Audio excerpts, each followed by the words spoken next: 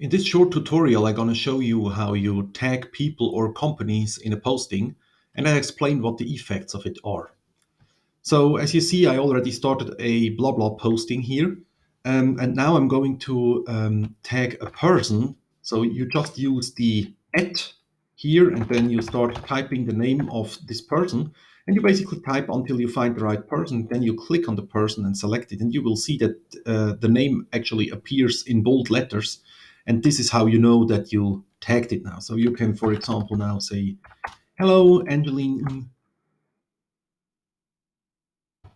How are you doing?"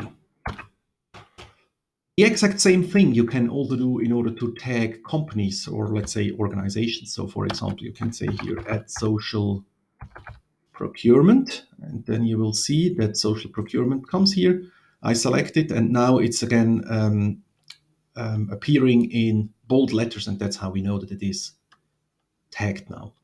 Now, what is important to know is if you tag a name or a company and you do the post, these people need to react, or these organizations need to react quickly on your post in order to ensure that you are expanding your reach because of it.